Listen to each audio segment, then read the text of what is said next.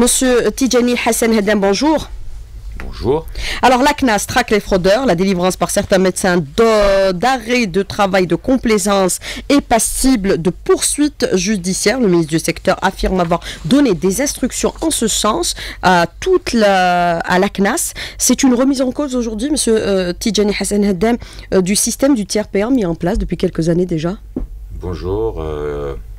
Chers auditeurs de la chaîne 3, je suis vraiment honoré et heureux d'être parmi vous aujourd'hui, parce qu'en fait, ça nous permet de communiquer, de nous ouvrir encore plus à nos assurés sociaux, à nos citoyens, aux ayants droit, pour qu'ils comprennent un peu la protection sociale, la sécurité sociale, et par conséquent, la CNAS évolue dans un contexte économique national, régional et mondial en perpétuel changement, complexe, et dans un contexte économique aussi mondial difficile. C'est pour cela que la CNAS, dans les trois prochaines années, ambitionne de mettre en œuvre des objectifs stratégiques dans son objectif d'image de marque, et que par conséquent la CNAS est là pour prendre en charge ses assurés sociaux. Dans le cadre de l'équilibre financier et de la sécurité sociale, qui est garant de la protection sociale de nos concitoyens, la CNAS est soucieuse de travailler dans un équilibre financier franc pour qu'il y ait une sécurité sociale pérenne. C'est pour cela que la CNAS, en dehors de son activité de prestation, elle fait ce qu'on appelle le recouvrement. Et par conséquent, c'est grâce au recouvrement des cotisations de sécurité sociale que nous pouvons donner des prestations de qualité. Et donc par conséquent, la bonne gouvernance au niveau de la CNAS fait que il faut qu'il y ait une cohérence parfaite entre la cotisation des assurés sociaux et les prestations dues à nos assurés sociaux et les ayants droit. Mais qu'est-ce que vous entendez exactement, monsieur Hedem, par équilibre financier franc, puisqu'il y a aujourd'hui cette décision qui a été prise de traquer tous les fraudeurs? Ce n'est pas une décision, madame Souheila El Hachmi. La CNAS a un souci de donner des prestations aux assurés sociaux et à leurs ayants droit dûment constatés. C'est pour cela que nous avons plus de 1000 médecins conseils qui travaillent dans un cadre de contrôle. Et donc, les prestations qui sont données à nos assurés sociaux, ce sont des prestations qui sont véritablement dues par rapport à leur état de santé. Et la CNAS a un rôle en dehors de prestations de contrôle. Nous contrôlons les prestations, est-ce qu'il y a des abus et des fraudes, et c'est dans cette stratégie globale que la CNAS s'inscrit. Alors, en chiffres, en 2017, la CNAS a remboursé l'équivalent de 14 millions de jours d'arrêt de maladie. Le médicament, c'est 200 milliards de dinars de dépenses. Est-ce qu'on peut considérer que c'est les dépenses qui creusent aujourd'hui le plus le déficit de la CNAS? Vous risquerez de porter atteinte à l'équilibre financier de la CNAS, monsieur Hedem? Pour l'instant, madame, l'équilibre financier de la CNAS, il est bon. Nous sommes équilibrés, alhamdoulilah. Ça, c'est grâce à la bonne gouvernance et c'est grâce aux instruments mis en place par la direction générale de la CNAS, bien sûr, sous l'autorité de notre ministre de tutelle, le ministre du Travail, de l'Emploi et de la Sécurité sociale. Pour l'année 2017, la CNAS a remboursé un peu plus de 14 millions d'ordonnances d'arrêt de travail, pour une dépense de plus de 16 milliards 813 13 millions de dinars algériens.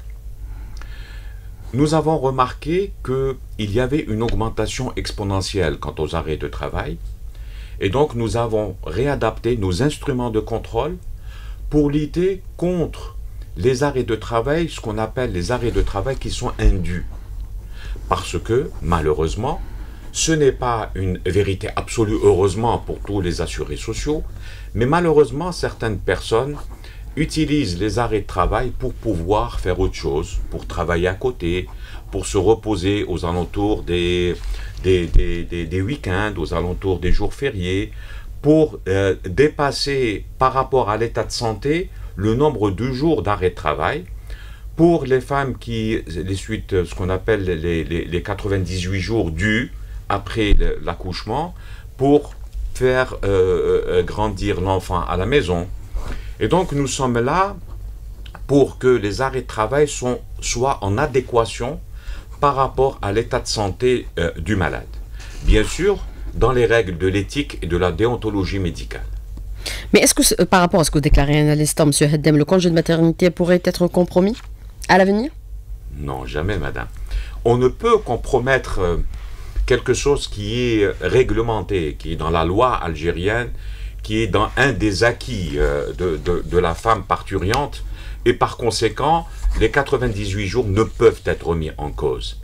Mais ce n'est pas acceptable, madame Souhila El-Hachmi, que systématiquement on prend 3 mois, 4 mois d'arrêt de travail, qui sont dans la majorité des cas, nous avons fait des études dans ce sens, des arrêts de travail de complaisance pour aider la femme travailleuse à faire grandir son enfant. Cela ne doit pas se faire au détriment de la caisse.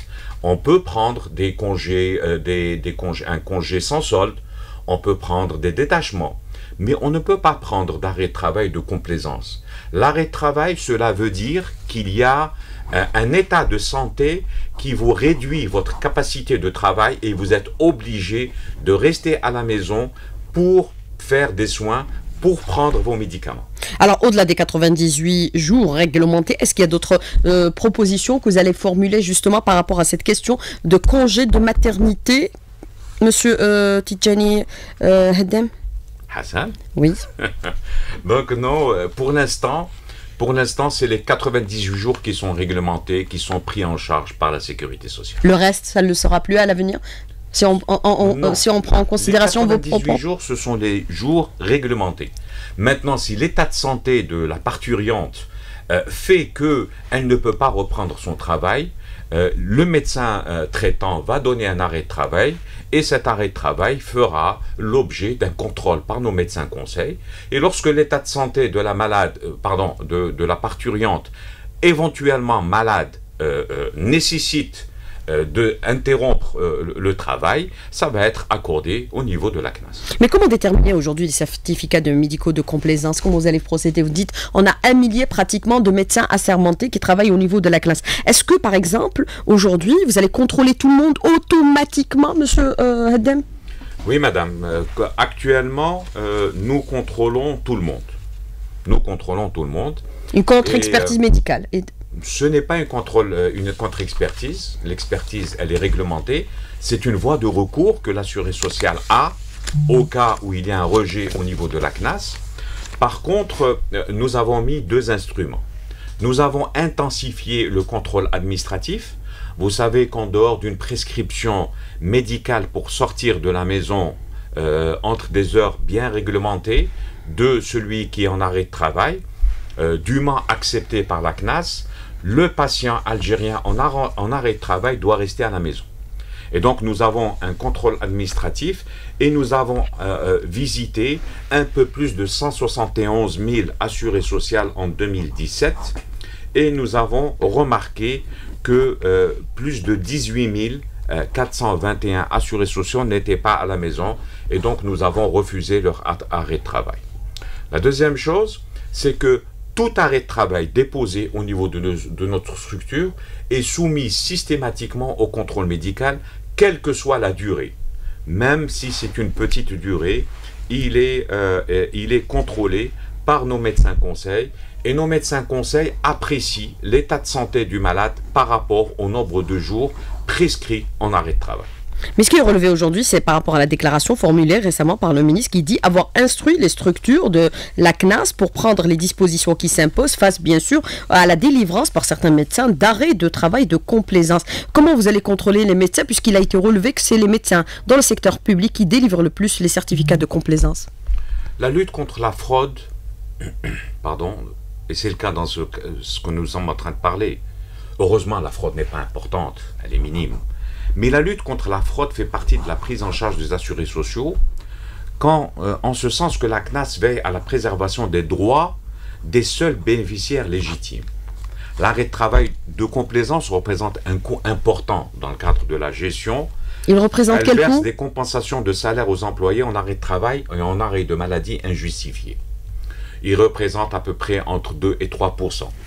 Et par conséquent, la prescription d'un arrêt de travail est tout d'abord un acte thérapeutique destiné à un patient dont l'état de santé le requiert.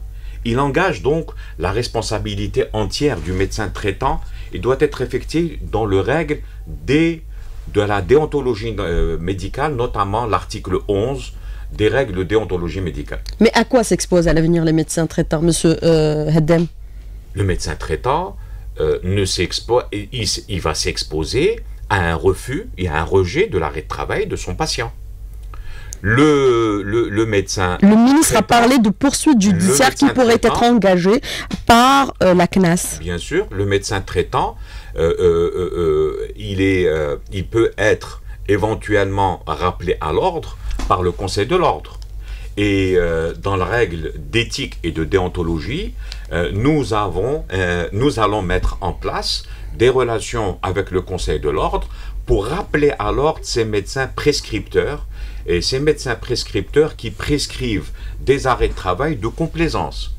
Lorsque les arrêts de travail de complaisance sont répétés, sont pérennes dans le temps, qu'ils proviennent du même médecin prescripteur, la CNAS peut engager des poursuites judiciaires. Et vous savez qu'en parallèle, il y a des voies de recours.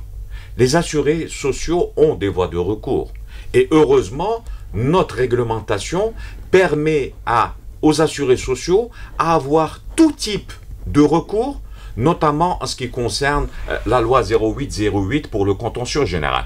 Maintenant, pour les relations qui sont nées entre le prescripteur et la CNAS, il y a ce qu'on appelle une commission qui siège au niveau de notre ministère, où le médecin prescripteur peut demander un recours, parce que ce sont des litiges qui sont nés entre le prescripteur et la CNAS. Alors vous dites, grâce à la bonne gouvernance au niveau de la CNAS, il y a aujourd'hui une sorte d'équilibre financier. Comment se porte la CNAS, monsieur Haddem, sur le plan des chiffres et des indicateurs par rapport qui déterminent qu'elle est encore en bonne santé financière?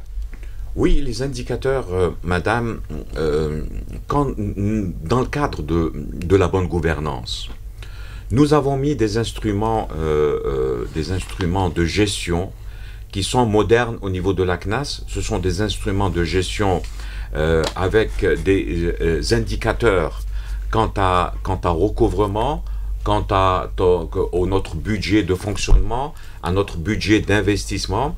Et par conséquent, la CNAS devrait être en équilibre et est en équilibre entre le recouvrement d'une part et les prestations dues à nos assurés sociaux. Il est de quel ordre le recouvrement aujourd'hui, monsieur Haddem? Très rapidement, pour la première partie. Le recouvrement est grâce à la loi de finances. Il faut savoir que le meilleur recouvrement au niveau de la CNAS, ça a été l'an 2012, où il y a eu un rappel des salaires, etc., où on a recouvré à peu près 1038 milliards de dinars en ce temps-là. Et grâce à la loi de finances complémentaire en 2015, avec des répercussions positives en 2016, le recouvrement en ce qui concerne 2016 était aux alentours de 1060 milliards de dinars. Les 1060 milliards de dinars, il faut comprendre quelque chose, que ces 1060 milliards de dinars, on recouvre pour les autres caisses. Et par conséquent, 52% vont à la CNR pour la retraite et la retraite anticipée. 42% restent pour la CNAS, pour sa gestion, pour les prestations. 2% vont au FNPOS et 4% vont à la CNAC. Alors par rapport à l'équilibre financier de la CNAS, monsieur Tidjani Hassan Haddem, est-ce qu'on peut considérer que la plus grosse dépense est celle des médicaments, le forfait hôpitaux? Quelle est la plus grosse dépense aujourd'hui? Puisque vous avez pratiquement l'équivalent de 13 millions de détenteurs de cartes Chifa. Oui, madame, effectivement, la plus grosse dépense en ce qui concerne la Caisse nationale d'assurance sociale des travailleurs salariés actuellement, c'est au niveau du poste médicament, où nous dépensons à peu près 6 à 7% d'évolution par an. Et la dépense pour 2017, nous n'avons pas encore clôturé le bilan, mais en extra-comptable, ce qu'on peut dire qu'il avoisine, il est un peu plus que 200 milliards de dinars.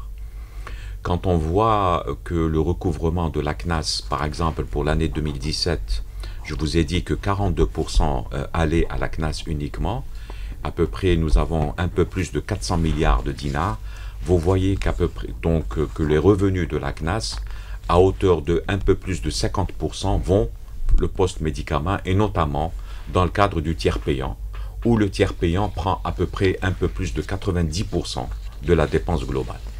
Les forfaits hôpitaux, 80 milliards de dinars, monsieur. Pour cette année, oui, le forfait hôpital a connu une évolution exponentielle qui augmente d'année en année. Et cette année, pour la loi de finances pour cette année, il dépasse les 80 milliards de dinars.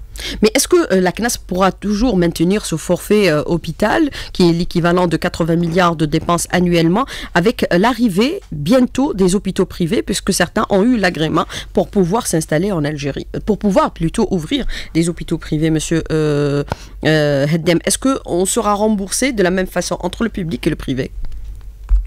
Pour l'instant, le public, c'est forfait hôpitaux. On a été instruit par monsieur le Premier ministre pour relancer la contractualisation entre les... On en parle depuis pratiquement 2007, la contractualisation. La santé et la CNAS. Et la contractualisation, donc, c'est introduire le principe relationnel entre les organismes et les établissements publics de santé comme nouvelle modalité de financement des activités de soins en remplacement du forfait hôpitaux. La contractualisation a des objectifs importants, stratégiques pour la bonne gouvernance, on en parlait. C'est le rattachement de l'hôpital au centre de paiement, c'est la facturation individuelle des frais d'hospitalisation par rapport sur la base du prix moyen de journée ou par rapport à la pathologie. C'est le règlement de la facture par l'agence du lieu d'implantation, l'interopérabilité du système informatique NAS Santé, l'identification des malades, la transmission rapide des données, le contrôle de paiement des factures électroniques et enfin la sécurisation des échanges. Et la contractualisation viendra petit à petit et remplacera donc le forfait hôpitaux et nous aurons une visibilité un peu plus grande, un peu plus pointue quant à la prise en charge de nos assurés sociaux au niveau des structures de santé publiques. Mais justement, par rapport à cette question, excusez-moi de vous interrompre, par rapport à cette question de contractualisation, on n'en parle pas depuis aujourd'hui, on en parle depuis pratiquement 2007 où le projet avait été adopté par les pouvoirs publics, il devait entrer en vigueur à partir de 2009-2010, mais à ce jour, cette contractualisation n'a pas vu le jour. Certains considèrent que la contractualisation va revenir plus cher que le système actuel. Monsieur Tidjani Heddem. Oui, il se pourrait que la contractualisation revienne plus cher pour la CNAS. C'est la raison pour laquelle elle n'est pas encore mise en œuvre? Ce n'est pas la raison pour laquelle. La raison pour laquelle, essentiellement, c'est la mise en place de l'informatisation et des relations d'interopérabilité entre la CNAS et les structures de santé. C'est l'identification des démunis. En ce qui concerne les démunis, il faut identifier tous nos démunis non assurés sociaux et c'est la mise en place d'une organisation efficace et efficiente pour une prise en charge des assurés sociaux. Dans tous les cas, Madame Souheila El Hachmi, nous avons eu comme instruction ferme à développer cette contractualisation et à commencer cette année. Combien va-t-elle coûter cette contractualisation, puisqu'elle coûtera plus cher que le système actuel, monsieur Heddem? Je vous ai dit, Madame Souheila El Hachmi, que peut-être qu'elle coûterait plus cher, mais il n'y a pas eu encore de compte. Il faut que nous commençons. Dans tous les pays du monde, nous allons commencer par des sites pilotes. Nous avons testé et nous allons commencer avec le HU d'Oran, cette contractualisation, et nous allons commencer en ce qui concerne la chirurgie cardiaque, où nous avons conventionné des cliniques de chirurgie cardiaque privées. C'est ce début qui va nous permettre de faire un compte global par rapport à un prix de contractualisation. Alors, par rapport à ces dispositions nouvelles que vous prenez pour mettre en place, pour assurer l'équilibre financier de la CNAS, est-ce que quelque part, ce n'est pas une remise en cause du système du tiers payant mis en place, monsieur Heddem? Je vous ai dit, madame, que le premier poste de dépense au niveau de la CNAS, c'est le médicament, et que dans une large part, ça partait au niveau du tiers payant, et ce sont les malades tiers payants, et vous savez très bien que nous avons généralisé le tiers payant à tous les assurés sociaux, que nous avons généralisé l'utilisation de la carte Chifa à l'échelle nationale. Ce sont des avancées notables. Ce sont des avancées qui sont capitales pour la prise en charge de nos assurés sociaux dans le cadre de l'amélioration de la prise en charge et de la couverture sociale. Mais par rapport à vous savez que le tiers payant, c'est un principe qui ne peut être mis en cause. Et la protection sociale est une décision est un principe de tout notre gouvernement. Et donc, par conséquent, le tiers payant ne peut être remis en cause à nos assurés sociaux quant à la prise en charge efficace et efficiente de leur pathologie. Alors, justement, par rapport au forfait, plutôt la dépense médicaments, l'équivalent à peu près pour 2017, 200 milliards de dinars, est-ce que c'est les malades chroniques qui coûtent le plus cher aujourd'hui? Oui, c'est les malades chroniques qui coûtent le plus cher en Algérie. Le diabète, l'hypertension artérielle. Le diabète, l'HTA, l'hypertension artérielle et l'asthme. C'est pour cela que nous sommes en train de faire un travail avec le Conseil de l'Ordre et nous allons nous rapprocher du ministère de la Santé pour établir ce qu'on appelle le référentiel. Les référentiels opposables. Ce sont grâce aux référentiels opposables dans le cadre de la stricte économie de santé, parce que le médecin traitant, ce qu'il faut le dire et le répéter, doit prescrire dans le strict économie de santé. C'est vrai que la santé n'a pas de prix, mais elle a un coût. Ce coût doit être réfléchi, rationalisé et pris en charge par tous les intervenants quant à la prise en charge de nos assurés sociaux et de nos malades. C'est grâce à cela. C'est un travail de proximité et on a été instruit par Monsieur le ministre du Travail, de l'Emploi et de la Sécurité sociale maintes fois pour nous rapprocher des prescripteurs pour faire un travail de fond quant à la prise en charge de nos assurés sociaux. Le tiers payant ne peut être remis en cause et ne sera jamais remis en cause. Alors, monsieur Heddem, beaucoup de questions des auditeurs. Alors, aujourd'hui, on est en train d'assurer des contrôles, même à domicile, pour quelqu'un qui a une fracture au niveau du bras. Donc, il peut se déplacer, sortir, faire ses courses. S'il n'est pas au moment du contrôle des services de la CNAS à la maison, est-ce qu'il ne va pas être remboursé, même si il est prouvé qu'il a une fracture au niveau du bras? Monsieur Heddem, très rapidement sur cette question, pour la précision. La loi, Madame Souhila El-Hachmi, la loi et la réglementation oblige l'assuré social à rester à la maison entre 10h du matin et 16h de l'après-midi lorsqu'il est en arrêt de travail. Quand il est en arrêt de travail, cela veut dire qu'il a diminué ses capacités de travail. Et donc, par conséquent, il doit rester à la maison, sauf si son état de santé nécessite, par exemple, des radios, ça nécessite de sortir. Et là, le médecin prescripteur doit prescrire la sortie du malade et doit être accepté par la sécurité sociale et donc par conséquent par la CNAS. Alors, lorsqu'il y a un contrôle administratif, que nous ne trouvons pas l'assuré social, ces indemnités journalières seront malheureusement refusées par la caisse quant au paiement. Mais par contre, il a des voies de recours. Et heureusement, par rapport à la loi 0808, nos assurés sociaux ont toujours des voies de recours. Alors, il n'y a pas eu à ce jour une réévaluation des montants des prestations sanitaires, à savoir un IRM étant remboursé aujourd'hui à l'équivalent de 60 dinars alors qu'il peut coûter jusqu'à 20 000 dinars. Pourquoi il n'y a pas eu réévaluation de ces montants, Monsieur Heddem? C'est vrai que la nomenclature générale des actes professionnels date de 1985. Elle n'a pas été réactualisée à ce jour. Par conséquent, ces actes professionnels sont réfléchis à ce que nous allons probablement revoir dans le cadre, et nous les avons revus dans le cadre du médecin traitant. Mais médecins aujourd'hui généralistes, le remboursement c'est 50 dinars, alors que la consultation peut coûter jusqu'à 800 à 1000 dinars. C'est un généraliste, c'est 100 dinars, alors que la consultation peut atteindre parfois 2000 dinars. En Algérie, madame, les honoraires des médecins est libre. Ils ne sont pas soumis à une réglementation. Par contre, la CNAS a ce qu'on appelle un remboursement, un droit de responsabilité, fonction d'un droit de responsabilité. C'est-à-dire que nous ne pouvons rembourser qu'à une certaine hauteur. Mais vous savez que nous avons conventionné les médecins traitants dans le cadre de l'amélioration du parcours de soins de nos assurés sociaux, notamment les retraités, notamment les malades chroniques. Vous parlez de tiers payants, eh bien on peut en parler encore plus dans le cadre du conventionnement.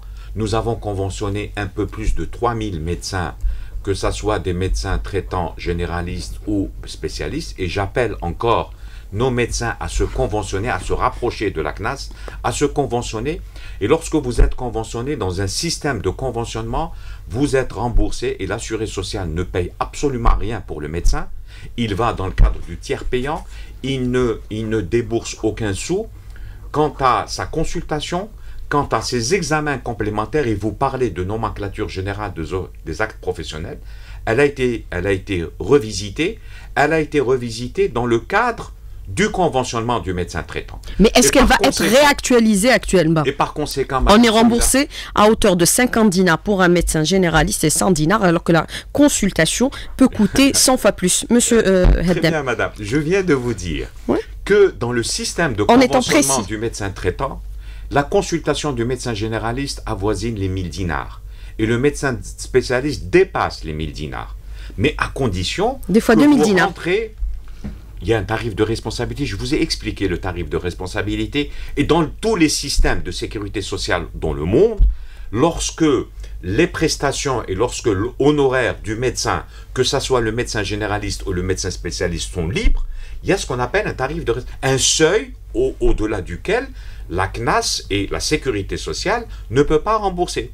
Et nous avons remis au goût du jour, nous avons réactualisé nos actes, et notamment la consultation, et même les examens complémentaires lorsqu'ils rentrent dans le cadre des maladies chroniques, dans le cadre du conventionnement du médecin traitant, où le fond d'œil, le CG, l'échographie, la fibroscopie, ce sont des examens qui sont packagés au niveau du médecin traitant dans le cadre de la coordination des soins et qui sont remboursés pratiquement à hauteur de ce qui est prescrit.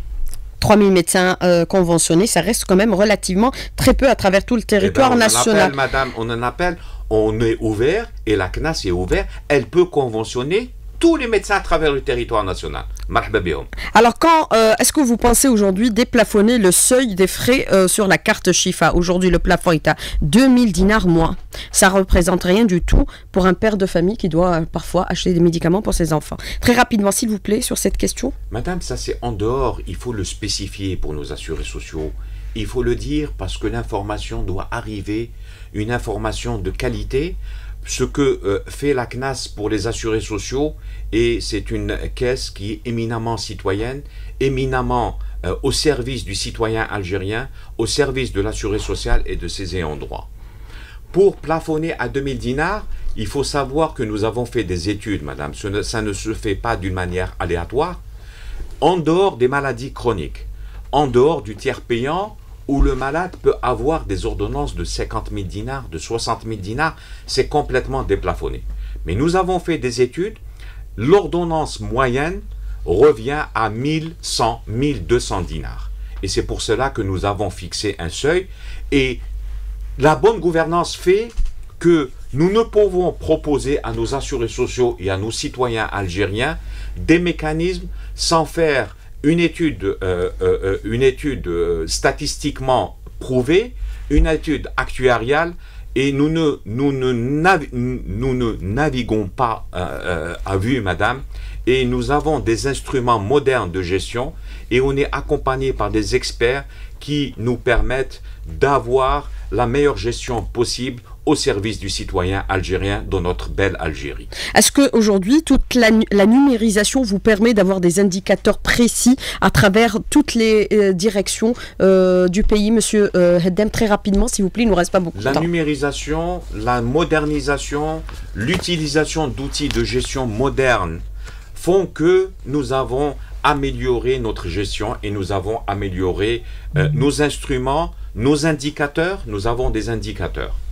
Mais il faut être honnête et il faut dire à nos assurés sociaux et à nos citoyens que nous n'avons pas encore une base de données unique, centralisée, et nous y travaillons, et nous avons été maintes fois rappelés par Monsieur le ministre du Travail, de l'Emploi et de la Sécurité sociale. Mais nous avons une base de données de nos assurés sociaux. Nous avons toute la consommation de nos assurés sociaux et nous avons une bonne visibilité. Nous avons des actuaires qui font des projections sur l'avenir et qui nous permettent de voir où nous allons. Alors, très rapidement sur cette question, dans le cadre de l'intersolidarité entre les caisses, il y a eu cet emprunt qui a été fait pour la CNR, la Caisse nationale de retraite, par la CNAS, l'équivalent de 500 milliards de dinars, sachant que la CNR était en difficulté financière. Est-ce qu'on peut considérer que cet emprunt a fragilisé davantage la CNAS, Monsieur Heddem? Nous avions une très bonne trésorerie, conséquente au niveau de la CNAS dans les années 2014. Mais vous savez qu'il y a un déséquilibre au niveau de la CNR, parce que les normes veulent qu'il y ait 5 cotisants pour un retraité. Ce n'est pas le cas actuellement. Malheureusement, en Algérie, le ratio n'est pas atteint. Nous sommes aux alentours de 2,2 ou 2,3.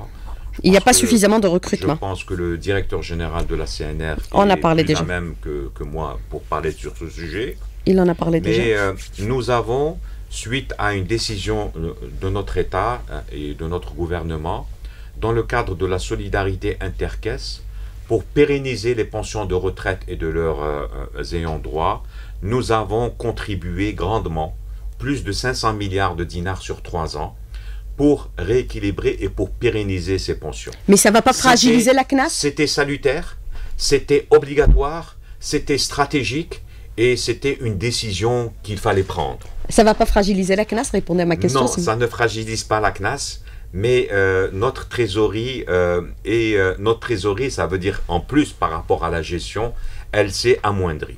Alors, autre question, très rapidement, d'un auditeur qui vous dit, est-ce que toutes ces dispositions s'appliquent à tous les malades et tous les Algériens, sans distinction aucune, puisque certains disent que certains se permettent, que vous êtes en train de mettre en place, c'est-à-dire pour assurer l'équilibre de la classe, vérifier pour les arrêts médicaux de complaisance, etc. Toutes ces dispositions s'appliquent de façon équitable à tous les Algériens, parce que certains se permettent aujourd'hui et ont la possibilité d'aller se faire soigner à l'étranger. Est-ce que vous les prenez en charge? C'est vraiment, madame, c'est la question de l'auditeur. Une question qui m'étonne, mais qui est celle des auditeurs. Qui est légitime. Toute question est légitime, je pense. Il y a un principe d'équité pour la CNAS. Et tous nos assurés sociaux sont pris en charge de la même manière, à travers tout le territoire national. Et nous avons plus de 830 structures à travers le territoire national où nous travaillons, et je salue le travail des nombreux CNASiens qui se trouvent à travers le territoire national et qui travaillent de jour et de nuit pour satisfaire nos assurés sociaux. Des transferts à l'étranger, vous les prenez en charge? Celui qui veut se soigner à l'étranger sur sa bourse, on est libre en Algérie, on a le droit de se soigner à l'étranger, mais ce n'est pas la CNAS qui va payer vos soins. Mais il y a des prises en charge à l'étranger pour certaines maladies? Il y a encore, malheureusement, mais ça a été largement restreint. Hein. Si vous voyez on peut en parler pour la prochaine séance, mais nous avons diminué grandement, plus de 90% de transferts de soins à l'étranger, et pratiquement toutes les pathologies et toutes les maladies sont prises en charge en Algérie.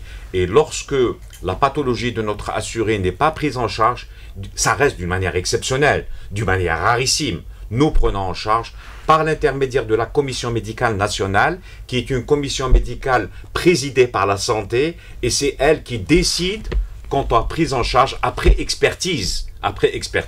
Monsieur Tidjani Hassan Heddem, merci d'avoir répondu à nos questions. Merci madame, et invitez-moi une autre fois. Pour parler des prises en charge. Merci, au revoir.